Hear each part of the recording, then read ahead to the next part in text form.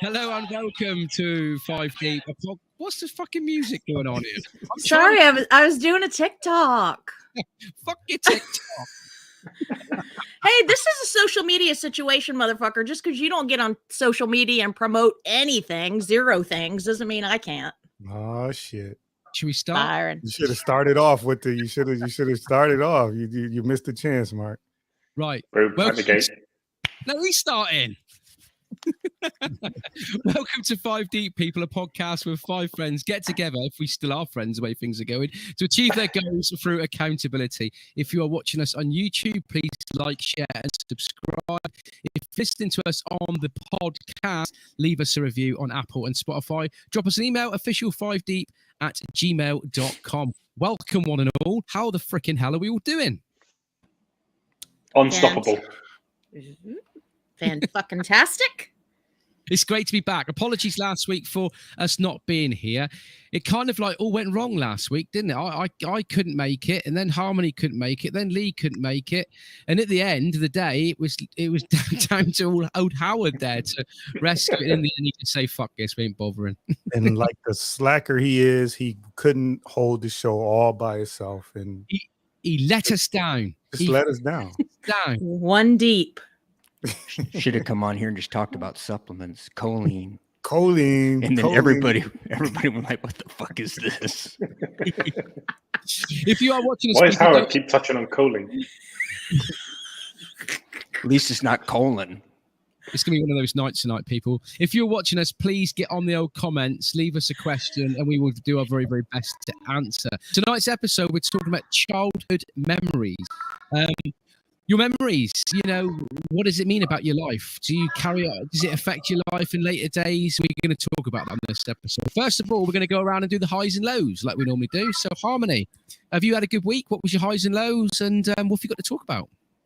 Amazing week. I've had some really awesome movement, obviously in the woods, but I've been having a lot of epiphanies. I think more because I started looking at it as meditation. I think I've talked to you guys about that. So I've been a little more in my head when I'm out in the woods than I traditionally would be. So just been having a lot of clarity. You guys get to hear it on Vocker behind the scenes. That's something that we're hoping to come to, like some kind of a Patreon or buy me a coffee sort of thing. You guys can have a background, into what we do. Hi, Gail. Into what we do on our Voxer check-ins. There's just a lot of ways. Just I feel like, I hate to be on repeat, but just a lot of forward momentum. And what else can you ask for at this time in your life when you're trying to grow? Buy us a coffee, not just you, us, all of us. Buy me a coffee. Buy us a coffee. We're a unit. We're a unit. As long as it's not one of those ice cold shitty things. Yeah. Oh, that's right. That's right. You're not a fan of the iced coffee. Such a hater. Such a hater, girlfriend. I've never had Two iced snaps coffee. and a whip. Of course you've never had an iced coffee. Who? Howard said he's never had an iced coffee. Jesus, man. It doesn't sound appeasing. I don't like coffee anyway, so. Go and have a fuck coffee, Howard. I would be willing to try coffee if I mixed it with some Howard's Blend plant-based protein powder. That's actually a good idea. Yeah. I think they already have that, though, but coffee-flavored protein powder. Worth a try. What about you there, Lee? What's your high and low of the week been, mate? I'm sitting in it. Oh. Unstoppable Studios. Yeah, baby. I love that name. It's done, is it? It's all ready to go. We're getting there. Look, I've got a little bit, I've got a paint. It's echoey as hell, so sorry about that. There's a giant fucking chop saw there. But chop saw? Hello, chop saw. Chop saw. But I'm sitting, this is my desk. It is a workbench, one of them with the handles and stuff, with my laptop on it and a cable across the floor. So I'm taking full advantage of getting up here right now. So that's my high of the week. You're hell of a loud, mate. Sound like you're talking for a gramophone or something. He's in Unstoppable Studios. It's under construction, motherfucker. Let's just throw him a bone. Sounds fine to me. Carry on, Lee. I don't mean to interrupt. Hater. You do. Yeah, that's the high. Low of the week. I love it. I love it when people can come up with the low. I love it. I love it.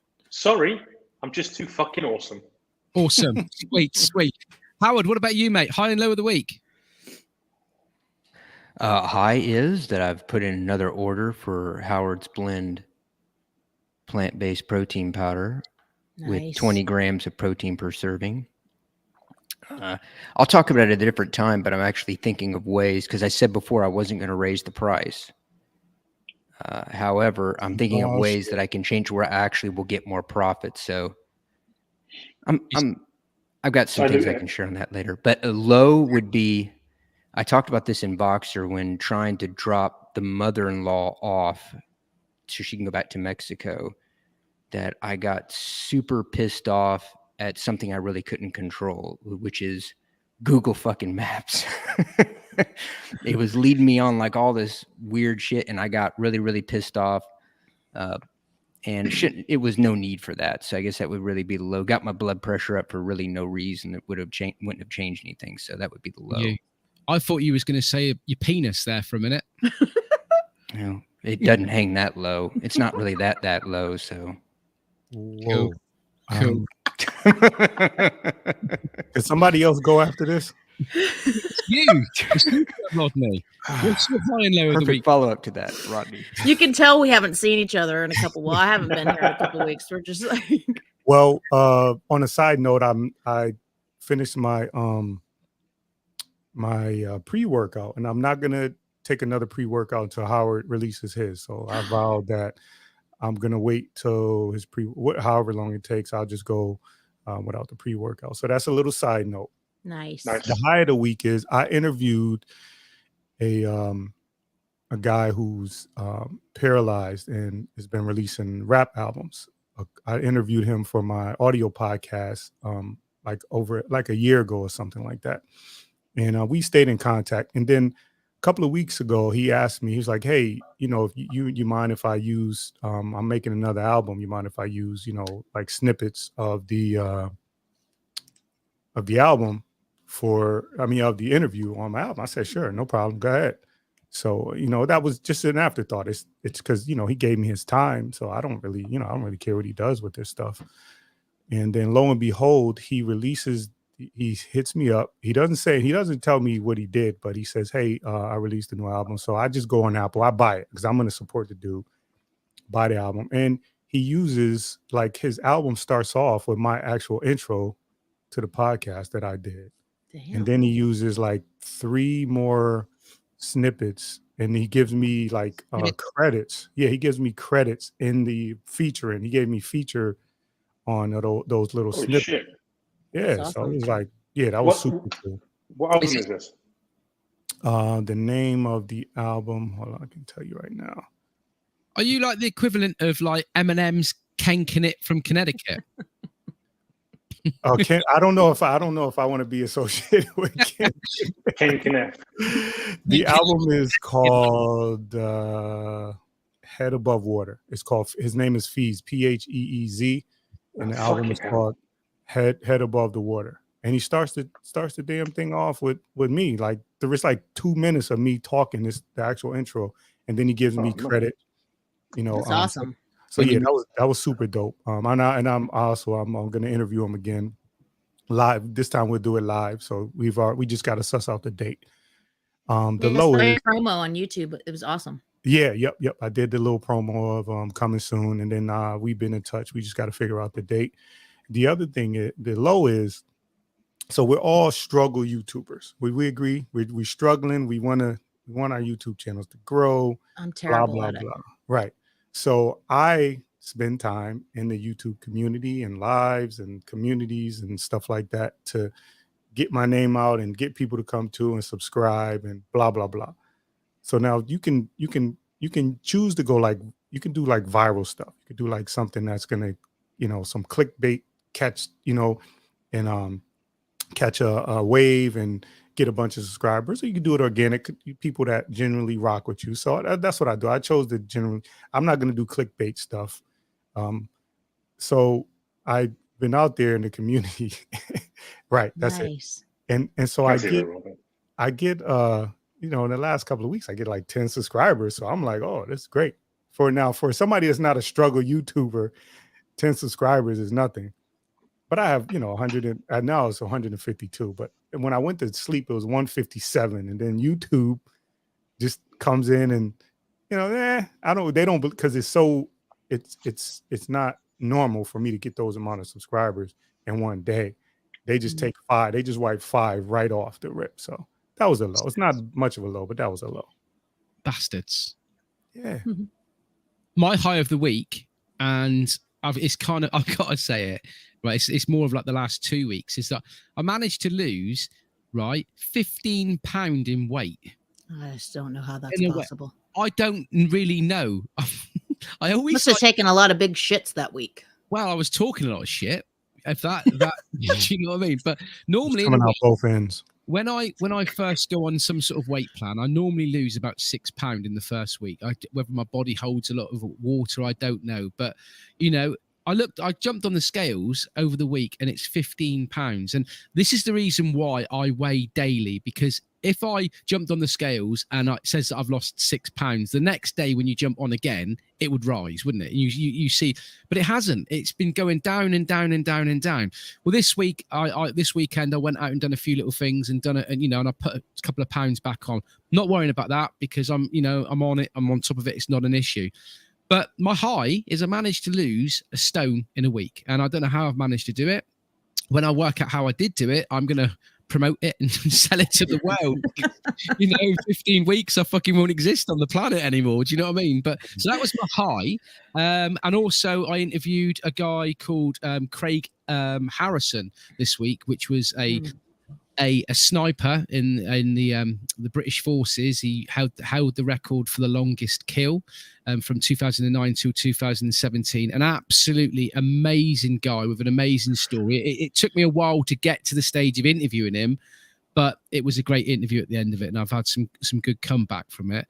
And as for the low, I was sat there this afternoon trying to work out what my low was, and like you guys, I couldn't think of one, which is a long time. And before I carry on, I just want to officially announce it here first, is that I am definitely 100% putting my name down for the Plymouth Half Marathon in May next year, because I'm getting to that stage where I get down to my 15 stone mark and I just can't seem to get past it. And I need to, and I know that by doing training and half marathon training, that it will push me past that. And it's setting goals, getting targets in place, and it's something that I've got to do. So I bit the bullet today and signed up. So it's done. Yay. Done. I'm excited for you.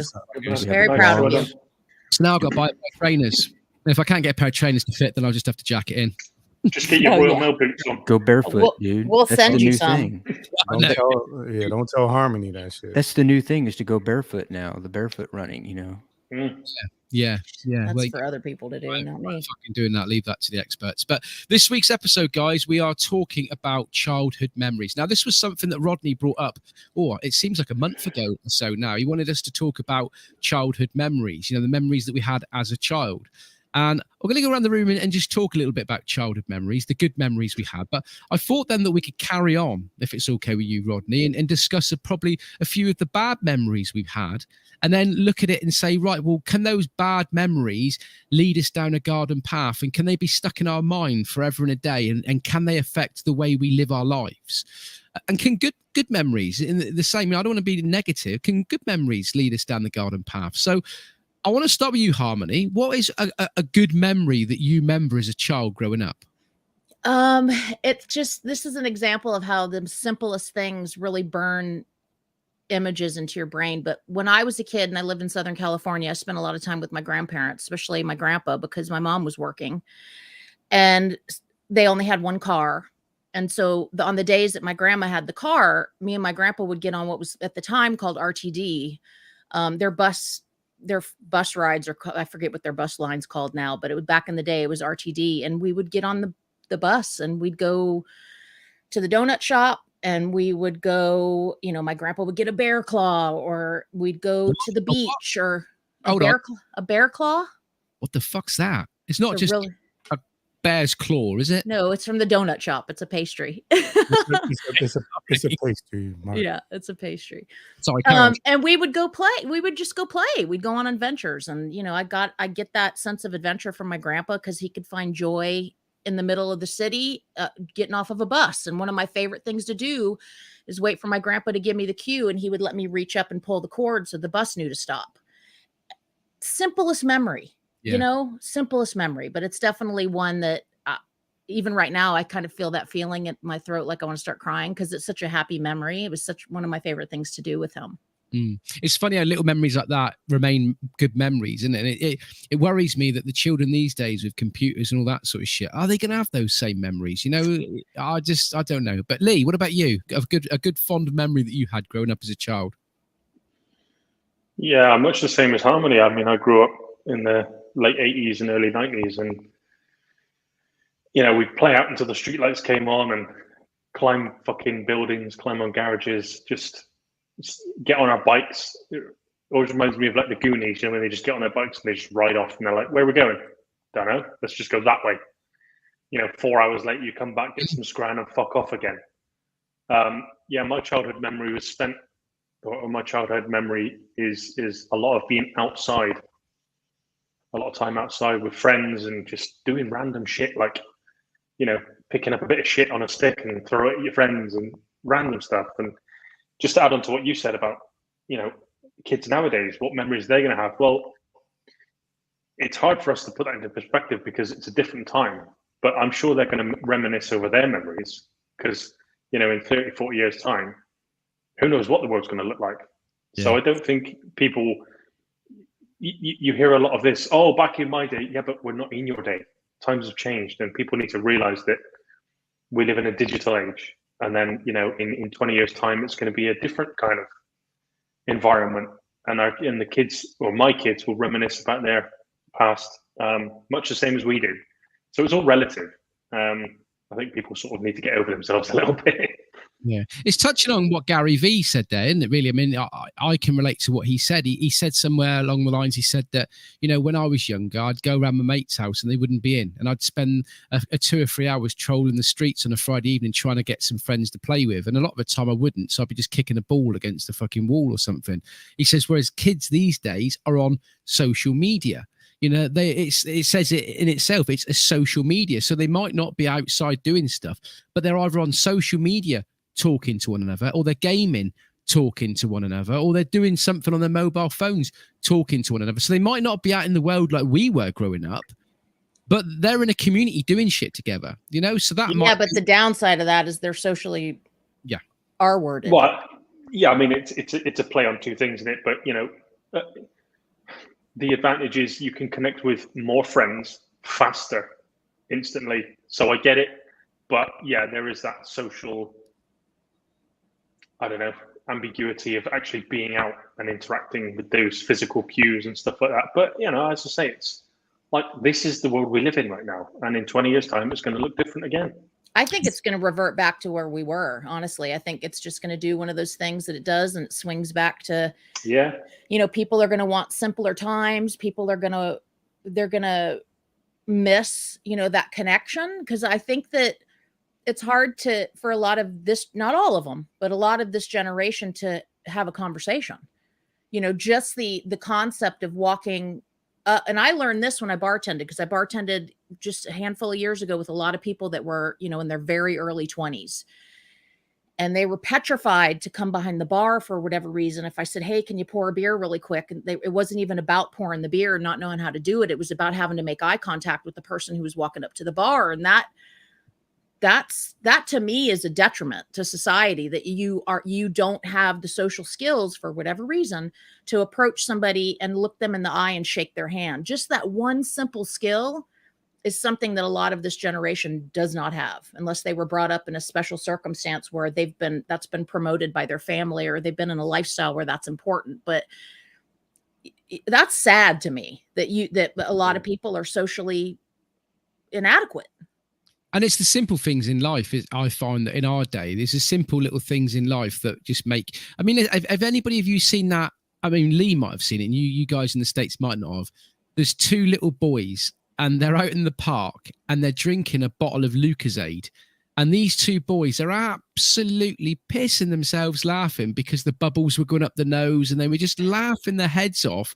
And it was just over a bottle of Lucozade. You'd think it was them pissed out of their heads. There were only about 2 or 3 of these little kids, but they were, proper bawling, laughing. Have you seen that one, Lee? Do you know the one I'm talking about? No, No. For the Americans, explain what that drink is. Lucozade. It's just an old energy drink, isn't it? Really, Lee? It's one of the first ever energy drinks that come out in the 80s, I would have said. And it was a glass bottle once upon a time with like an orange cellophane wrapper on it, and it's nice. an energy drink, barley water, wouldn't it, Lee, or something? Barley, I think so, yeah. then they did an orange barley. But it was just these two kids, and they were laughing at the bubbles going up their nose. And I'll try and dig it out later on, and I'll put it in Voxer there, and I'll show you guys because you love it. It's just the simple things in life. Yeah. But how about you there, Howard? What little things tickled your fancy growing up as a child? For me, what sticks out is so once I became like a toddler, my older brothers were kind of like my parents. My mom had to go back to work. My dad was working a lot. So I think maybe when I was around 10, when I got old enough to ride, when I was tall enough to ride the roller coasters at Six Flags over Texas, then they were like, okay, Howard, it's time for you to ride the big rides. So I was scared to death. So they're like, okay, we're going to go on the little ones first, just like with our goal was kind of like, take the baby steps. We'll start on what was called the mini mine train. It had like little hills in it. And then you go on the mine train, which has like a 20 to 30 foot drop at the end or something. Yeah. And then went to the Judge Roy Scream, which is the wooden one. And then I rode it a few years ago and it freaking destroyed my back. It's so bumpy. And then the Shockwave. But the one I didn't ride was the biggest one there at the time, which was the Texas Giant. And I was too afraid to ride that one. I rode all the other ones. And then I remember them riding it, and they rode in the very back. And I stood where the waiting line was, and I could see them. I could hear them going up the big hill, and they had their hands up. And then when they drop, I hear it is, oh shit, as they go down the hill. But I just, it always, the times that I have with my brothers were wonderful because they're like a decade older than me, but they always took me around like everywhere they went. And that was awesome. That probably good memories. Brilliant. What about you, Rodney? What's your childhood memory? Okay, I got a couple of things here. So one of the good childhood memories, before my father left the house, I remember watching wrestling with him. We used to watch wrestling Saturday night, right before, I think Benny Hill came on right after wrestling. Like it was like cool, bloody hell. Fantastic. Was he big over in the States, Benny Hill? Yeah, Benny Hill was huge. Benny Hill was huge. That was basically porn on TV. Yeah. But when you look back at it, it was pretty tame. But so we're watching wrestling with him, and then another thing I remember is when he used to come home from work, his hands would be dirty. He'd wash his hands in the bathroom and leave the soap in the soap dish all dirty. So I would go in there after him and pretend like I just got off work. Wash my hands. Wow. Yeah, when I shared that story with him, he cried. But that's sweet. For my mom's, great. I remember like my mother like cooking. She still does this now, cooking great meals, and she used to take us to the drive-in movie theater. I don't know if you guys have that over in the UK. You guys have drive-in movie theaters? No. I'd love to have one. Oh my gosh. So, maybe we should start one. If somebody opens one, I bet they'd be a hit. They're popular here. And I guess they would have to mess around with the technology a little bit, because back in the days, they had the microphone would hang into the car, into the front seat. They have them now, Rodney. They're just it's an app. Okay. So how do they get the like the sound? Because it used to, because just like my phone connects to my Bluetooth in my car and it comes out of my speakers. It's that most cars have that. Right. Yeah. Every year we go to a Christmas thing, and they put on like this little show in the beginning, and it's a drive-in thing. So much like a drive-in movie theater, you drive in and they tell you to tune your radio, and your radio picks up the broadcast. Yeah, that's fucking brilliant. Yeah, that's cool. They do that here too at the racetracks and stuff. Yeah, so if you have that, that'll take care of the sound. So and then card games. I remember families used to get together for card games, and the adults would be upstairs and the kids would be downstairs playing. So I remember that. Friends and friendships. So Oh, Fuck yeah, he's gone. He's been He's out. abducted. Power cut. I Power guess we're cut. not his friends. He just told Yeah. us to F off. As soon as he mentioned friends, He's he was like, gone. bye. I'm The sure. aliens are inspecting I'm his sure- choline. I'm sure he'll be back a minute. Do we give him a couple of seconds? Because I don't really want to tell. I don't want to really go into my highs and lows at the minute. Not highs and lows. My childhood memories, because it's like I'm jumping on top of Rodney. I'm sure he'll be That's back. where you can find him on IG there. Can you? Can you really? Maybe I'm he's more- gone from there too. You might want to put his YouTube on there because that's where he's at. I'm more Put interested. his address up. I'm more interested in finding out a little bit more about Howard riding the Texas Giant. That sounds something. Oh, like, I heard that. yeah. It Our was a very, resident very, perv here, Mark. Our resident was a- pervert. very bumpy ride. That's I'm what not- wrecked his back. I'm not Yep. a pervert. I'm So one of those- bumpy, in fact, that they had to redo it and There they he made is. it like partially steel, so it wouldn't be as rough. Ouch. He's back. Let's add him to the stream. He's back. Rodney, carry on. Hey, I don't know what happened. Well, yeah, what happened? We thought you forgot to put 50p in the meter or something. You was on power. No, listen, my We've been- computer just turned off. we've been waiting an hour for you, Rodney. Where the fuck have you been? Been My abducted by computer just turned aliens. off. What was the last thing you guys heard me say? You said friends and friendships, and then you were out. The riding the bikes, till like Lee said, till the street lights came on, going to the arcade, play video games, or playing the games tag, basketball, football, all those types of things. And then we used to have this carnival called the Midway. It used to come every summer. So that's where the carnival rides would come in, the roller coasters and stuff like that. Big thing back then was the fried dough. I don't know if that's a thing anywhere else. They have carnivals still. They're just sketchy as hell. I mean, they Well, they still have them here. And so it comes in every now and then. It's just something like a seasonal type of thing. They don't. Yeah, they don't ours. do that. I think ours come like 2 or 3 times a year. Well, the carnival comes, but then also we've got our big giant fair. Right. The That's Midway huge, was and Yeah, they the have Midway funnel was- cakes and snow cones and cotton candy and all that shit. Well, Yeah, Howard Midway seems to was have a carnival going on in Texas every freaking week because in his Voxer check-ins, he's always going on about, oh, they got a carnival going on down the street. They got street food. Yeah. Oh, they got They a had carnival. one. They had one just about Fucking a accent. block away. No, hold up. Here it is. It's a carnival. I'm walking across the street. Ooh, yoga pants. Shit. Yeah. what's going on? Yeah. Good thing his wife can't speak English and doesn't watch our show. She Ooh, wouldn't yoga care. pants. Well, she What's would care, going but she on wouldn't say here? nothing, which is probably worse. But It is way worse. She's just gonna I don't know, put some shit in your food or something. she's Latina, so she's probably planning how to stab me with a knife or something. Wow, I'm not touching Guys, it at all. just we do a Voxer chat Stereotyping. every. Well, as every a fellow fort- Latina, half-breed Latina, he's not far off. every other week, I guarantee Howard will come on and go, God damn, what's going on down here? Looks like some sort of fucking carnival's kicking off here. Yeah, they got ice cones here and shit. And oh my God, what's that? Look at that, what's going on? Oh, they got some shit right. They got a ride going on down here and shit. And it's just like, how many carnivals ever go on where you live there, Howard? I love it when he tries to cross the road and nearly gets wiped out. I was just getting ready to say Pretty that. much. He's like, I'm about to get hit. I'm about to get hit. I'm about to get hit. And I was like, damn. They don't care here in Texas. It's like, get out of my way with the big ass trucks. I Get out will of my say way. though, in his defense, the South loves a street party. They happen Is it- constantly. They happen here every weekend. There's some kind of a car show or a street fair or something going on within steps of me every weekend. This stuff usually when the weather breaks here, there's stuff like it's more things like that going on.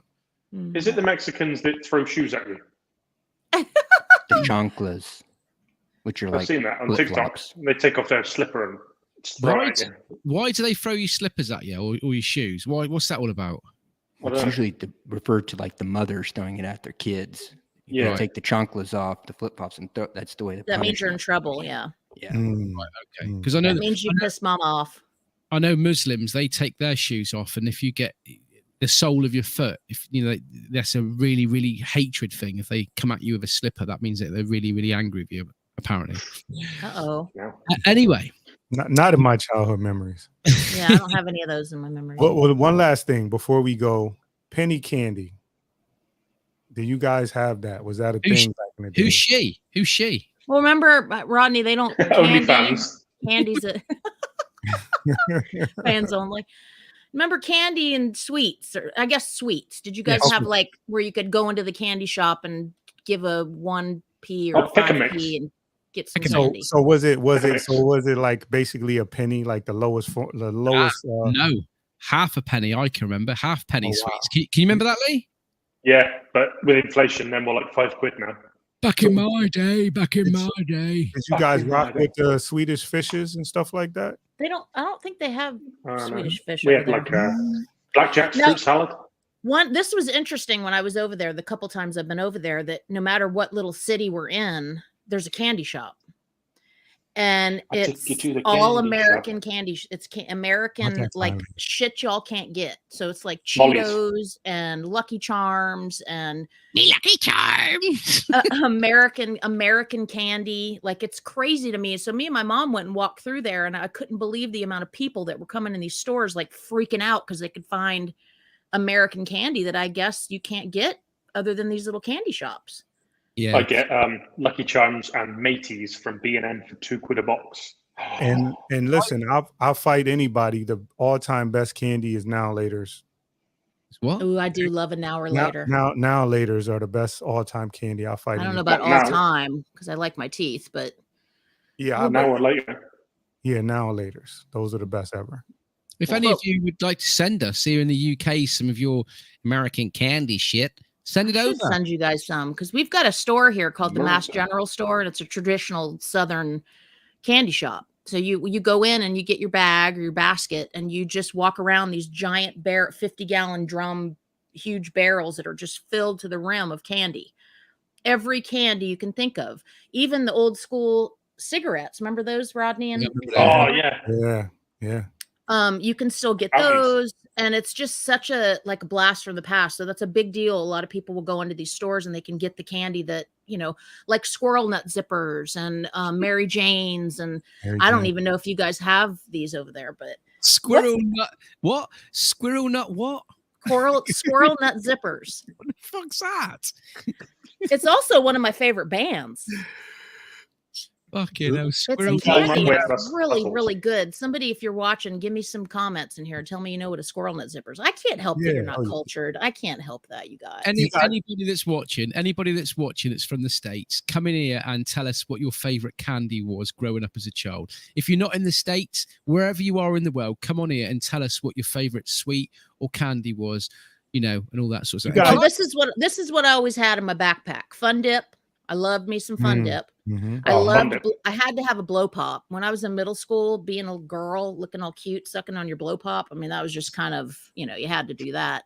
Nerds. Do that now. I always had Nerds in my bag. Always loved Bazooka bubble gum.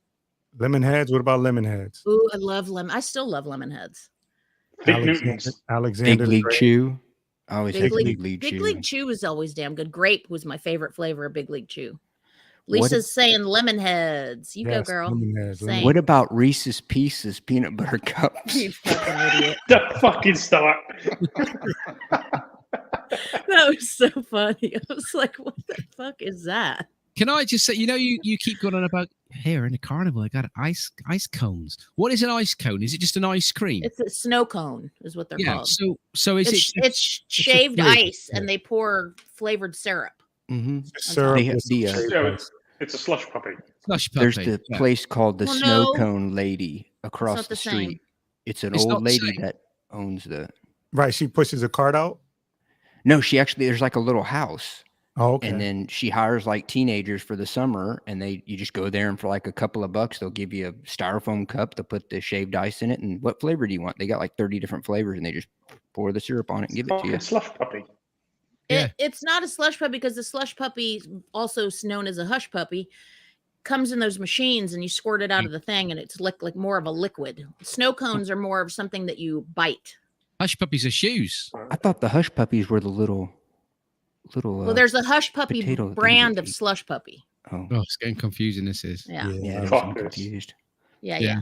I'll put it to you this way: if you want a Trivial Pursuit partner, I'm your girl because I'm full of useless fucking knowledge. Providing it's an American one, because if it's English, provided it's an American one, yes. About. Unless we're talking British true crime, then I'm your girl because I know a lot about that. Well, my memory as a child, it all stems round family. I must admit. I mean, I can remember going to my auntie's house up in Yorkshire as a child, and it was almost like it was the other end of the world. You know, I would only go there every 2 or 3 years, and we get in the car, little Fiesta, Ford Fiesta, that was the most bog standard fucking car in the world. And I remember my dad had this Fiesta that to squirt the water on the window screen, there was a little tiny button on the floor that you have to press, you know, and there was no seat belts. It was sort of like really, really old car. Getting in this car and driving 6-7 hours to Yorkshire, which I know that's not very much in the States, but here in the UK, that's like the other end of the world. Like, yeah, that's just like a morning commute, isn't it, over there? Yeah, no, really. And get into my auntie's house and up in Yorkshire, everybody was Duck. Hello, Duck. How are you, Duck? And all that lot, and they all had a strange accent, and it was just a whole strange world for me, you know, and being spoilt rotten by my auntie, and then. Sorry. I was just going to say a really good idea for a TV show would just be Mark in America for 2 weeks. Oh, I'd fucking love that. If he's blown away by Yorkshire or whatever it's called, you would freak. Could you imagine him in the United States? I get fucking shot. I'll come back in a body bag. I swear. It would be so fun to watch. He'd be shot after he'd be arrested. If anybody mad would like to sponsor this, right, and pay for me a ticket to come over, I will quite happily come over to America and spend a week or 2 weeks with you, just getting to learn the American English language and just having a ball over there and watching a bit of American football and ice hockey. They do ice hockey? Is that Canada? No, we do that here. Canada.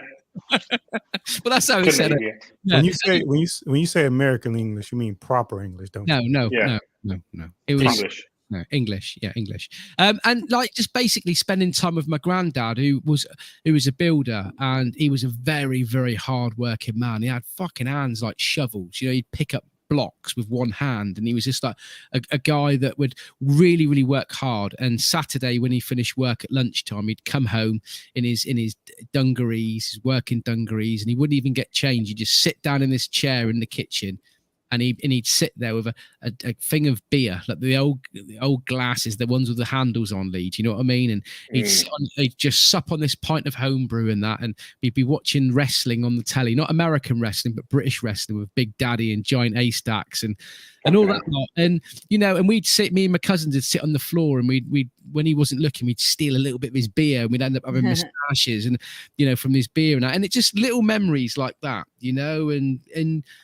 The one memory that sticks out the most for me, though, is my school teacher. She was a lady called Mrs. Troop, and she died at about the age of 40, 50. Well, I would say about the age of 50. She died of cancer. It was a horrible thing. I can remember it to this day. But she was an amazing lady. She'd jump on the tables and chairs, and she'd entertain the children, and she'd have loads and loads of ways of entertaining us. And at the end of the day, we'd sit down on this massive, great big rug, all of us, and she'd sit there and she would read this story called The Magic Faraway Tree by Enid Blyton. And if you've never read it, please do it, because it's an amazing book. It was The Enchanted Wood, I think, was the first one. Then it was The Magic Faraway Tree, and the folk of the faraway tree, I think. I'm not quite sure, but she had such a way of telling this story. And I honestly think that the reason why I love being in the woodlands and being around trees is through the thinking that one day these pixies are going to jump out on me, having these expectations of all the weird shit and the folklore and all that goes on in the woods. You know it's not true, but from that, I don't know. As somebody who's been going out in the woods, and I started doing this micro photography, they might not be pixies, but the things that I find in the woods are crazy cool. Like, I don't know if pixies. I mean, say what you will about it, but I think the woods are one of the coolest. If you can get yourself in a position where you can actually like not be in a rush and go out into the woods or wherever and explore somewhere outside, you will find something that's fascinating. I find a new bug every day. Like every day I'm finding new bugs. You keep asking me, what is that? I'm like, I have no clue what that is. And growing up as a child, playing in the woods. Do you know what I mean? I mean, we used to have a lovely woods down our way that we used to play in. And as you grow older, you saying about finding things in the woods. We used to find loads of stashes of porno mags everywhere in the woods. You don't find that anymore. No, because they're on Pornhub. They don't need the magazines anymore. Mark, are you actually looking? Are you like going in the woods, like looking for porn? No, not anymore. There's no point. There's no point. Sex people don't hang around looking at porn mags in the woods anymore. They're still in the woods. They just are on their cell phones. Yeah, they're in parks now. They got cars. They do stuff in cars now. But so it's quite. Well, I love this conversation because we're all here now and we can all kind of relate to one another's stories. We're all laughing, we're all joking amongst friends, and it's all memories that you can see everybody's individual face, how much joy that brought as a child to you, your memories as a child. Mm-hmm. But on the flip side, there was a lot of shit that we grew up as a child. And I mean, I don't know if you guys ever experienced having the cane or the slipper in school. I mean, I was a little bit young for that, but we still did have it. You know, you wasn't allowed to by law get the cane or the slipper, but occasionally you did. You know, it was like hidden away kind of thing. What would be some negative memories? You know, horrible memories, and you don't have to go into this. Just say it how you want. But starting with you, Harmony, have you got any bad memories as a child that sticks in your mind? And a silly question, really. Yeah, I guess just a sense of just to kind of cover everything in one blanket statement, just an overall sense of not having any control over my security. I think that when you have chaos to whatever degree in your youth, and whether that's at school or your household or what your friendships, whatever, not being let into the clique or people picking on you or whatever, that overall is a lack of control about how you feel every day in the world. And for me, when I look back, I have so many amazing memories,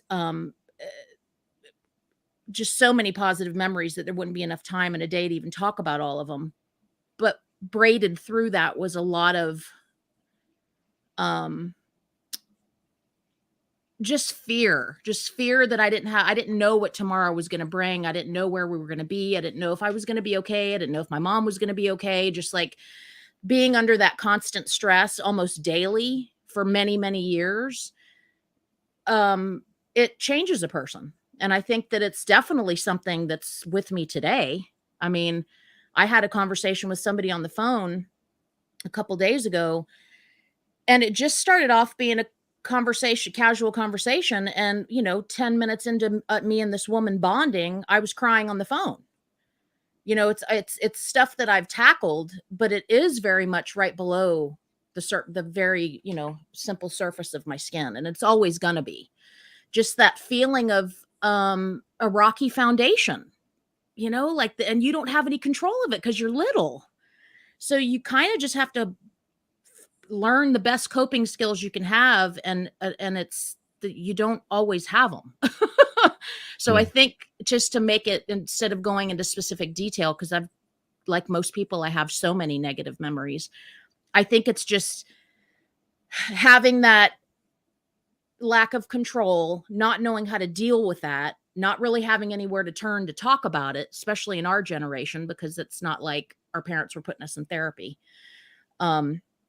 And then getting older and then realizing you still have that issue. You still, even though you're an adult and you're moving through the world and you've got control and all those things, you still are operating under the same circumstances you would if you were 10 or 12 or whatever. Like, I have no fucking control over my life, and it's been really interesting for me. The upside to that is, over the last couple of years, especially that you guys have known me, probably even the last 6 months, I've had an awareness around that fact. And I've realized I've got to unearth a lot of this shit, my shadow side, stuff I've been stuffing way down deep, to find my autonomy, because I've, quite frankly, been scared that I wasn't capable of living a very independent, autonomous life because of my childhood, because of the negative shit that happened in my childhood. So that's kind of it, without going on and on and on, because I could.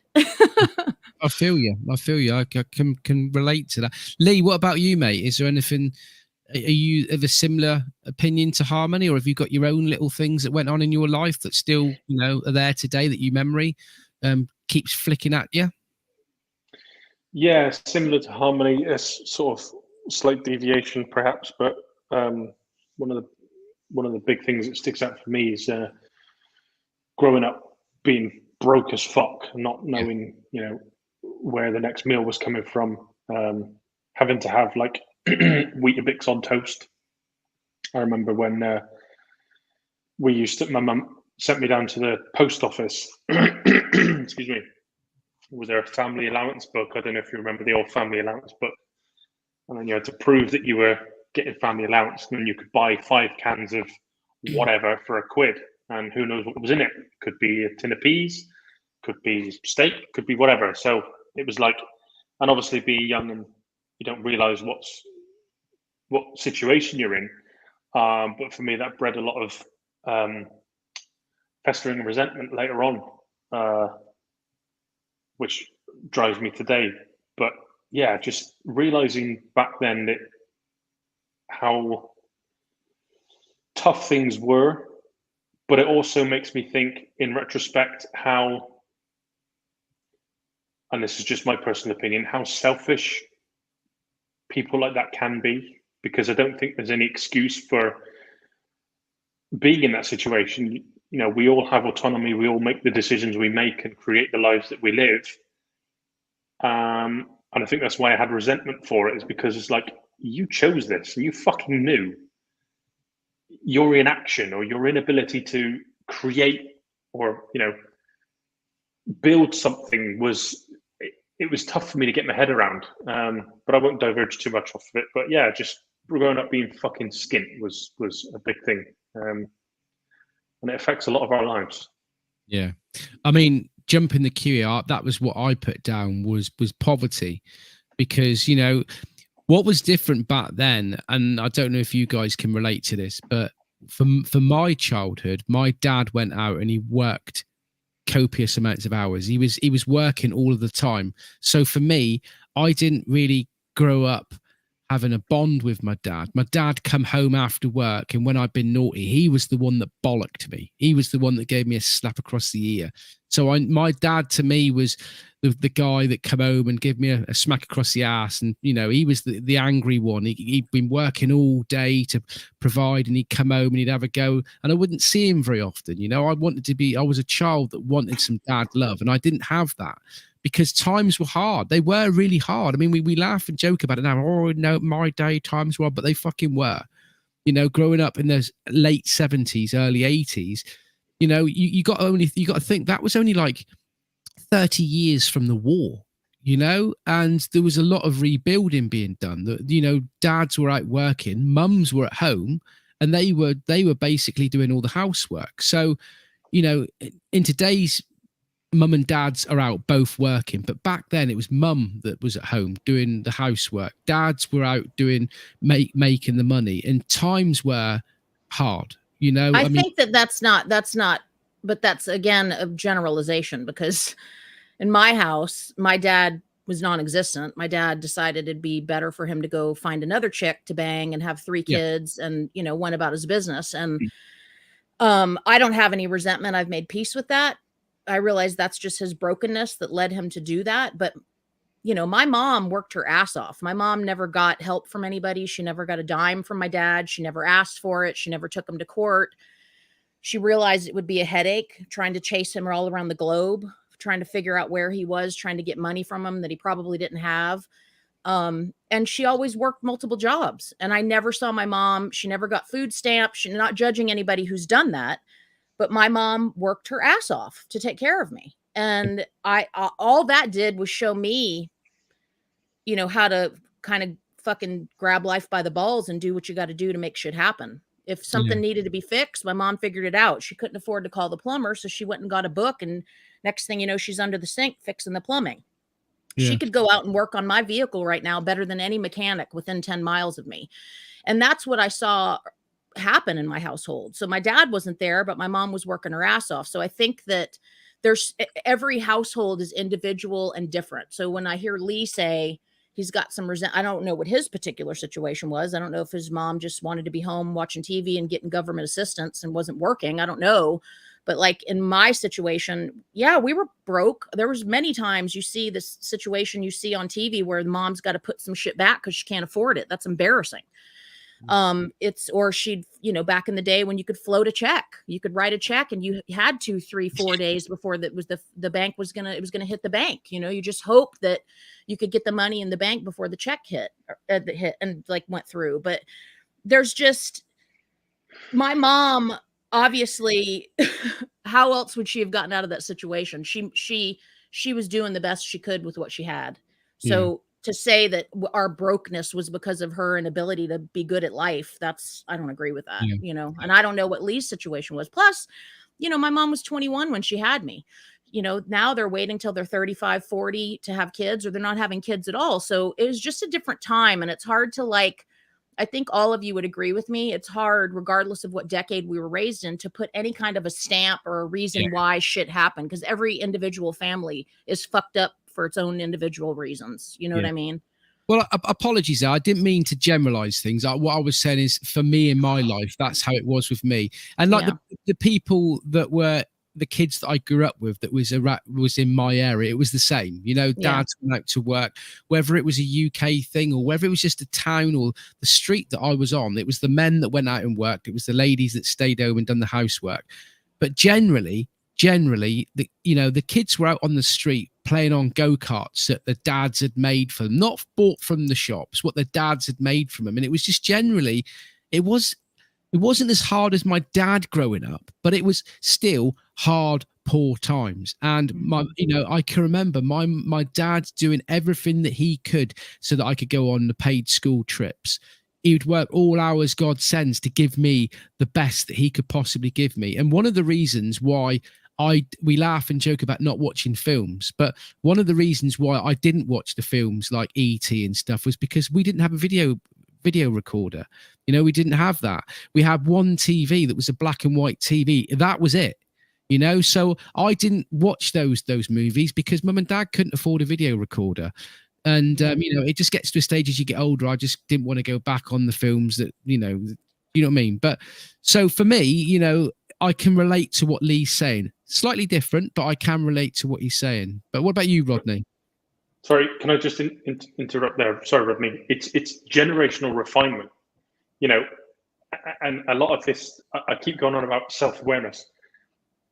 As long as you've got self-awareness to know that your parents did the best that they could with the stuff they had, like Harmony said, and you take that stuff and you take the good bits and then you learn from the bad bits and pass it on to your kids, you're constantly refining the product all the time. So if you don't have that self-awareness, you just perpetuate that generational bullshit. You know, you end up on the council estate, you do exactly the same as your parents did. But if you have got the self-awareness, which all of us have, we go, listen, my life was a bit shit. My mum did the things that I wouldn't necessarily do. So let's do this, take this stuff and put this in for my kids. And they'll do exactly the same. When my kids are my age, they'll go, well, I didn't like that and I didn't like that, but you did the fucking best you could. You blood, sweat and tears. You give us everything you possibly could. I'm going to take all that shit and I'm going to improve and I'm going to refine. And every generation gets better and better and better. And I think that is fucking incredible. So leading on to the question that Marta just put up there, are you guys really intentional about how you raise your own kids because of the memories that you had as a kid? 100%. Yeah, I would say 100%. I don't want them to have I want to shield them from the negative experiences that I had that I can. Certain things, you know, kids are going to fight, kids are going to get teased. It's like certain things that happen in a kid's life that because you're not going to be around them all the time, you're not going to be able to shield them from. But as far as the things that I can control, because we talked about being able to control the things that I can control, then yeah, I definitely I'm intentional about it. But as far as the things that some of the negative things, I think, like especially for boys, there's like this, you know, quote unquote rite of passage that boys have to go through, you know, growing up. You have to fight, you have to get used to being picked on, you have to earn your stripes and things like that. I'm only speaking for the boys. And I think what happened with me negatively, and as far as it shaping how I dealt with things as I got older was, after being picked on for so long, then when I finally got like quote unquote the upper ground, the high ground, then I started doing the same things that was done to me. And we do it under the guise of, hey, hey, I had to go through this, so you got to go through this. And so like all those experiences, having to fight just to play baseball, just to play basketball, having to physically fight people just to stand in a spot that didn't belong to anybody, just to play these games and stuff like that. Those things hardened me in a way that, you need to be hard to deal with the world, but in a way that it kind of went the other way. If it stopped at a certain level and I said, okay, this made me better, but it actually, went over the hill and down the hill because I started to do things that I never liked being done to me. I started doing to the next generation. And that includes, giving bad information and stuff like that. So the negative for me was like just having to fight like every day just to do the routine things and getting comfortable with violence as a way to, solve things. And now I'm total opposite. I could care less. I don't want to fight anybody. I don't want to argue. I don't want to fight with anybody. So that's how that has affected me. I have something I want to read that kind of applies to the kid thing. And this is why I say I think it's going to go back around. Can you care if I read it? It's not super long. I just heard it today. So it's Dubai Wisdom. And I'll drop the link in the Voxer, but it says the founder of Dubai was asked about the future of his country. He replied, "My grandfather rode a camel. My father rode a camel.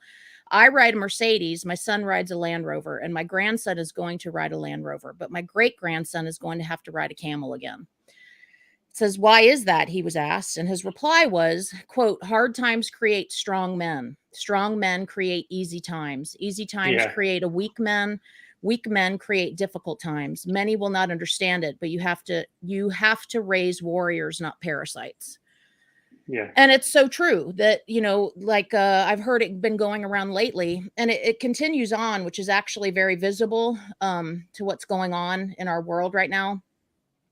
But it says America and Canada have now passed the 240-year mark, and the rod is starting to be visible and accelerating. We are past the Mercedes and Land Rover years. The camels are on the horizon. And I 100% agree with that, because I think what happens is, justifiably so, if we were raised in a hardship, which I wouldn't change one single fucking thing about my childhood. I wouldn't change any of the traumas. I wouldn't change the child molestation. I wouldn't change any of it. It was my journey. It's how I was supposed to come into the world. It's what makes me tough. It's what makes me persevere. It's what makes me a fucking warrior as a woman. So I wouldn't change any of that.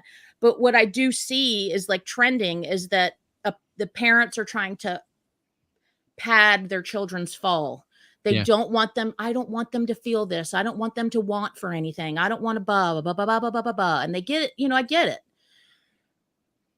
But a lot of times, unfortunately, if you're not balancing that out with some really hard nose, whatever that hard nose is for you, whether you want to spank them on their butt or whatever it is you do as a parent, not my place to judge. I don't have kids.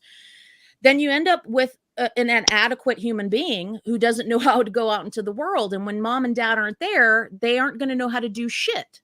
So it's not, simply put, it's like, can you change a tire? Can you walk up to a stranger and shake his hand and introduce yourself? Like simple things that do you really need to know how to do it? Maybe not, but could it help you? Probably. So I think what happens is, for me, what I see, and not all of this generation, but there's a lot of pussies wandering about that are getting ready to roll in and be in control of our world. And that scares the shit out of me because they're so fearful.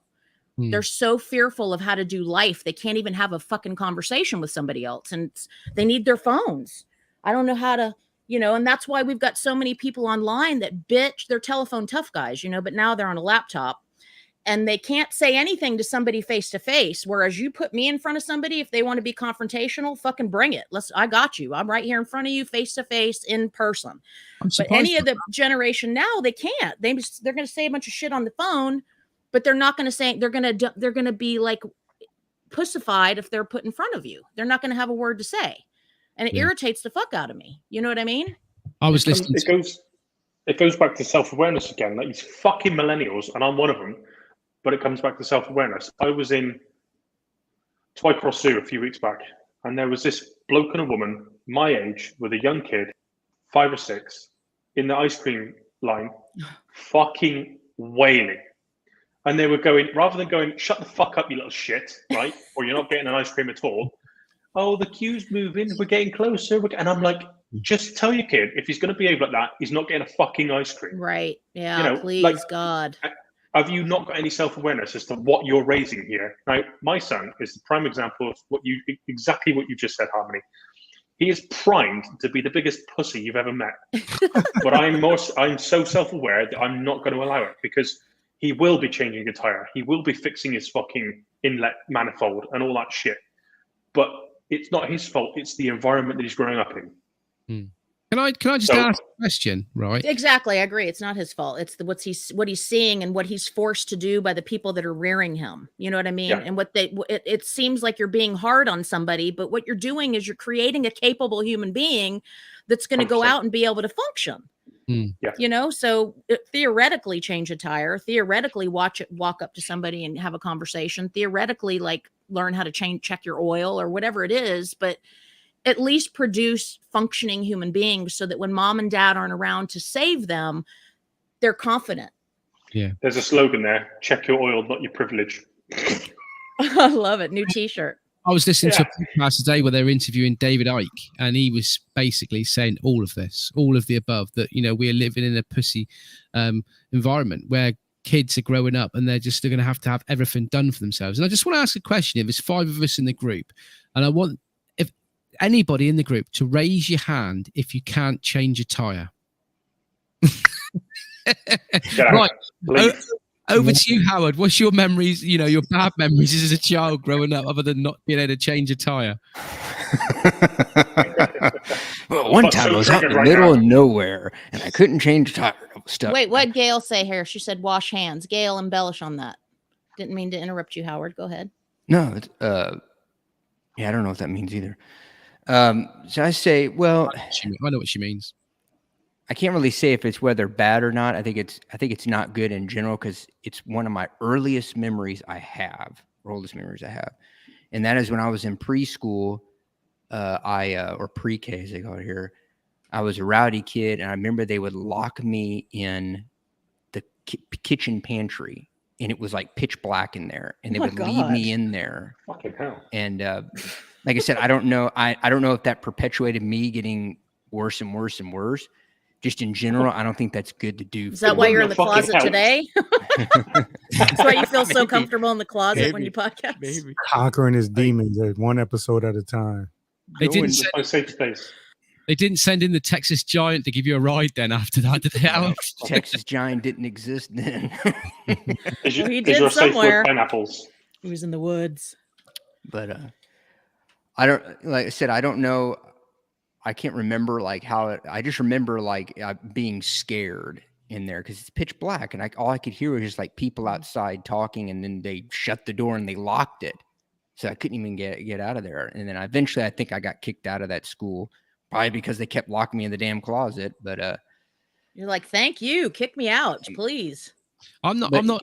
Yeah, I mean, it's like to the point about raising the kids. I mean, you know, I learned, you know, I don't know how to change a flat tire, but I learned how to box. I taught myself, and I had people teach me how to box when I was a kid. And my dad, he didn't know a lot of how to do, but we worked together, and he built me like a little gym in the garage. And then I love that. It's not about specifically changing a tire. It's about something in that family. See, Gail says her grown-up son says he had a firm but fair upbringing, underpinned with love. I mean, what else can you ask for? I love that. She's from Lincolnshire, so that's, you know, tough women out there. I love the fact that it doesn't matter, because if Howard breaks down on the side of the road today with a blown out tire, he wouldn't be able to change your tire, but he'd be able to kick the fuck out of you. And he can build you a birdhouse. Pretty much, yeah. But I learned how to fight, so I learned how to kind of hold my own. So if you got a job on the McLaren pit stop crew, he wouldn't be able to change your tire, but he'd be able to kick a crap at you. I love that. I know. But that's one of the things I want to, you know, if he's open to it, you know, I'm not going to force my son to do anything, but, I'd like to teach him, like, you know, how to fight, you know, the basics of it. you know, how to defend yourself. And then, yeah, it'd be interesting. One of my neighbors, his kids go to what is it, MMA stuff, and they're like little kids. They're a little older than Sam. Like, hey, teach him how to defend himself in case he gets in a fight. I tell him, don't start a fight, but you better finish it. Mm-hmm. Yeah, so The beauty there, Howard, is it's the discipline, isn't it? Yep. It's the character building and the discipline, which is few and far between, unfortunately. Well, it goes it's into not the just weightlifting, the exercise that I did, because it was about discipline. You know, I had to go to the gym, and that's, you know, one of the reasons why. And you know, I didn't really want to date anybody in high school and stuff like that, because I was really focused on the weightlifting. all your horny feelings were going to the weights instead of to the. That was it. It's what Arnold Schwarzenegger says. I'm coming when I have the pump. Yeah. That was terrible. He said that. Watch Pumping Iron. He says it at the beginning. He goes, "It's coming to me when I go get the pump in the gym." That was a In terrible the impression. style of a Transylvanian rat. What does Gail say? I use the method of I am. What is that? No, she says I think there's she messed up with the I am, but she said I use the method of growing up an adult, not a child. So I think what she's saying is she was rearing an adult instead of a child. I got it. yes. Okay. What I'd like to just round up on this conversation here is that no matter, you know, whether there was good memories in our life, no matter whether there was bad memories in our life, what we all can relate to in this room here today is that whether we had a parent or parents in our household, right, we understand that they done the best that they possibly could to rear us up. They used the ways that they could, whether if they had lots of money or no money at all, they incorporated the best parenting skills that they could. And I think that what's missing in society today is respect. You know, I respect that my dad had to work long hours. That's the reason why he couldn't spend time with me. I respect the fact that he had to work all hours God sends to put that food on the table. There was none of this, Dad, I want this for tea. Well, that tastes like shit. I want this, which we're seeing now. And, you know, if you got told off by your teacher, you got told off when you got home. If you got told off by a policeman, you shit it because you was petrified of the policeman. And we all talk about this, but, you know, I just think that in society these days, there's just a total lack of respect. Yeah, and you know, I don't mean to bring it around to the pronoun thing, but for me, it's very simple. I don't give a fuck what you think I am. Her, him, they. Like I've never had to approach somebody and I'm not saying it shouldn't be respected, but I think what's happening is our society is creating people that are so reliant upon what the external thinks of us, that what's happening is people are forgetting that what really matters the most is what you think of yourself. So I'm not taking anything away. I'm just using the him, her, they as an example. That's great.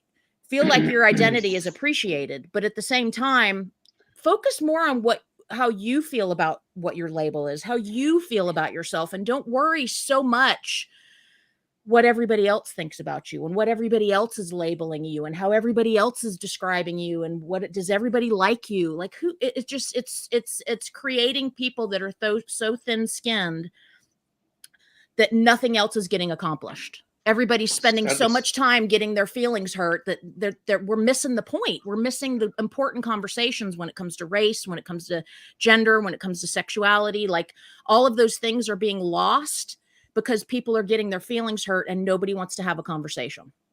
Yeah. We're building glass houses on rocky foundations. Absolutely, Lee. Absolutely. That's why I love this concept of what we come in here and do, because we may say things and we may respectfully disagree with what one or the other says, but at the end of the day, we're 5 different people from 5 different areas of the globe that all have a collective respect. We've talked about this in Voxer. We're very lucky to have this experience. But we know that if we have a conversation and we disagree with one another, it's just us learning somebody else's viewpoint and somebody else's perspective. And that can only help each of us, but anybody else who happens to watch. And I just think it's a beautiful thing that we're doing here, quite honestly, regardless of what our topic is. I think it's amazing. I always take something from it. Just want to round off there what Mart has to say. I know my parents did what they thought was best for us, but in hindsight, I wish they had done what was best for them and taught us to prioritize ourselves. That's beautiful, Marta. Oh my God, it couldn't have been better said. I agree. Marta's a little wordsmith. Love it. She is. I love that, Marta. Thank you for sharing that. It's freaking beautiful.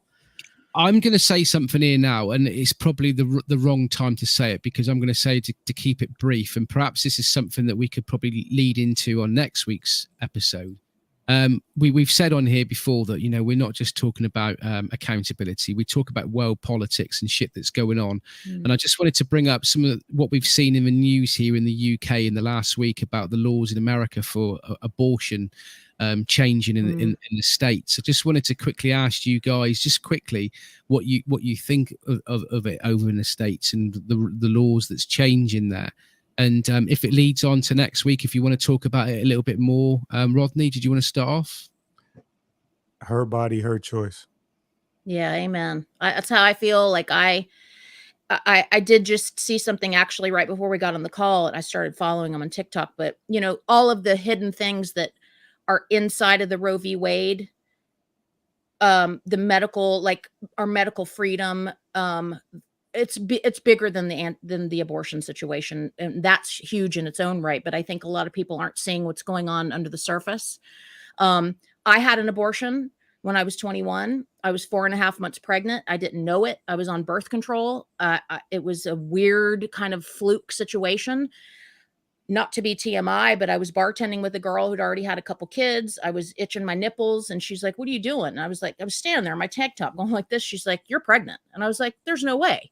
She's like, "Yeah, you're pregnant. That's something that happens when you get pregnant, is your boobs get bigger and your nipples start to itch." And I was like, "What the hell?" So of course I immediately ran to Planned Parenthood, who, big ups to Planned Parenthood. I've been going there. Got my first pap smear there when I was, 15 years old. I've gone to them over the years for all sorts of things. Very grateful for them. That's one of the people that I donate to, because they do so much good in the world. You know what I mean? For people who can't have don't have insurance or whatever. Anyway, so I immediately go to Planned Parenthood. They give me an ultrasound, prove that I am 4.5 months pregnant. And at that point, I was so far along that I had to get what's called a D&C. So it was surgery. And it was terrible. I had to drive to Atlanta. It was the whole experience sucked. But to have the opportunity to do it safely was massive, because just because they've switched this or overturned Roe v. Wade, it doesn't mean abortion's not going to happen. It's just going to go back to the way that it was back in the day, when people are trying to do it on their own with hangers or poison or whatever. So I don't know how people with brains in 2022 could actually remove that literal right from women, because my situation, I was in an abusive relationship. I was 4.5 months pregnant before I even knew I was pregnant. I had been drinking. I was a bartender, so I was drinking, partying, smoking every day. The opportunity for me to have a healthy baby, and then what, I'm supposed to bring it into a very physically abusive relationship with somebody that I was about to break up with anyway. Like, to have that option to be able to go and do it safely with doctors is something that blows my mind, that women are losing that right. You know what I mean? I totally agree with you. That's exactly what I said there, Harmony, is that, it's just going to make people go to the backstreet abortion clinics like the old days. And I mean, for people that have been sexually abused, and not be able to have the abortion, I mean, it's just like, there's going to be women committing suicide. There's going to be babies on the street. I mean, who in their right mind come up with this shit? I mean, why is it? I don't understand it. Back 30, 40, 50 years. What the fuck's going on? Who brought this in? And that's the whole thing where it gets into, there's not supposed to be a collision of religion in government. There's just not supposed to be. We're not, say what you will about God and Jesus and all that stuff. I'm not hating on him or the Bible or anybody. But when you've got a load of idiots coming in and trying to say it's just really hard for me to wrap my head around the fact that it's 2022 and we've got all of this access to all of this information, and this is where we're going. That's what I'm saying. I think we're reverting back to some weird fucking time travel. Like, I don't understand where people's heads are at. It's just mind-boggling. I turned on the news and heard it, and I couldn't believe it. Forget all this shit that's going on in the world. I was just like, you've got America, which is, the most powerful country in the world, introducing this, and then for them to go around the world telling people that, you know, you should be more like us and you should stop doing little things like this and, you know, democracy. And then you're going backward and you're telling the world to be like us, be like us, be like us. And it's like, so you want the rest of the world? Is that what's going to happen? Are we going to go down a route where you want the rest of the world to follow you, and you're going to have backstreet abortions in India and where it's really, really it boiled my. I mean, why are people so ignorant that they think that laws affect anybody's fucking actions? So yes, we put seatbelts on. Most of the time we do it because our cars are going to beep if we don't put them on. You know what I mean? But I think we've just gotten to the habit. So we'll put our seatbelts on. We might not speed. When it comes to the bigger issues, somebody needing an abortion safely, somebody having a gun to protect themselves, all these things, a law is not going to stop any of that. No.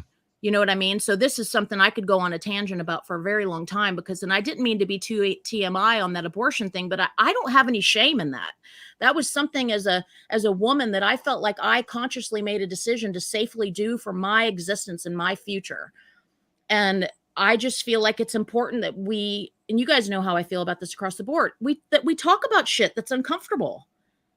And fuck the trigger warnings. We are grown individuals. We should be able to have a conversation without you having to say trigger warning. You might get your feelings hurt. Well, I hope you do. I hope that you do get your feelings hurt. And I hope you do get pissed off, because that's what evokes change, is somebody having an emotion about something. Not, oh, watch out, you're going to get your feelings hurt. I better not talk about it. I don't agree with that. Thank you very much for sharing that, TMI. Harmony, because it's not, you know, I respect that you're willing to tell us all of this, and that's, you know, it still upsets me. I could still cry about it right now. It's a very hard thing to deal with, and you know, I've got mixed emotions about the whole thing, but it was the best thing I could have done for myself as a 21-year-old woman.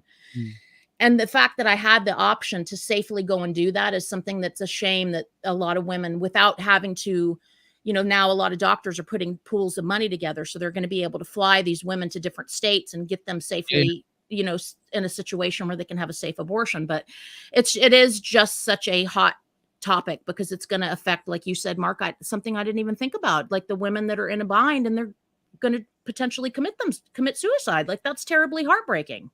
But there are some nice people in the world, because I do recall Nikki saying to me, I think it was Air Canada or something like that, have said that if any of their employees get into this situation where they feel that they needed an abortion, they're quite happy to fly them to a different state or different country to have an I think a lot of the bigger companies too, I saw a TikTok, like Amazon, like I think a lot of bigger companies are like, we'll send you where you need to go. Yeah. And I just wanted to bring that up there at the end. And like I said, I don't know if you want to, you know, go on it next week. I don't know. But I mean, just what I'm getting at is that episode of that YouTube that I listened to, that podcast today with David Icke.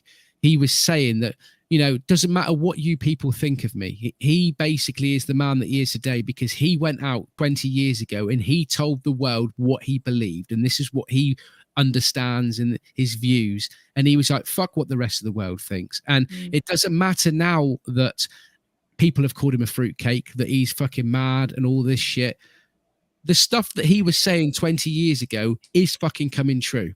And he's not getting any recognition for that whatsoever now. He will always be that mad hatter, that nutter.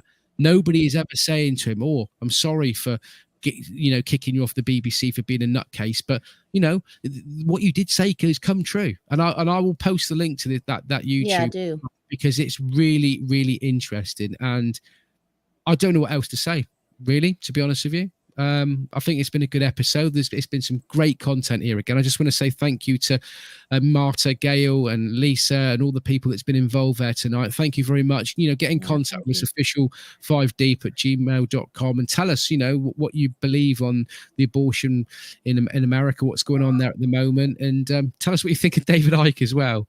And tell us what you want to hear us talk about. Like any topic, we'll bring it up, because we've all experienced, you know, stuff in here, and we would love to talk to you about our versions of that topic.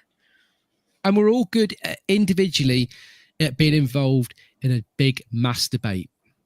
Woo I am single after all. since the age I of love a 12 to 13, masturbate. since the Can't age of beat it, 12 to can you, Lee? 13, for sure. I tell you what, I've become really good at masturbating. It's an art. You know, Yeah. women say that us men can't multitask, but I tell you what, I fucking can, because I can knock one off and look at the curtain to watch for when the missus comes home. So that's multitasking. Hell yeah. I like to Go masturbate you. over cooling. But how was your aim? I What? get myself in the face every time. Anyway, guys, thank you very much for joining us. It's been emotional again. Thanks for watching, everybody. Take care, stay safe, stay classy, and use the curtains. Cheers and gone. Wow. Bye.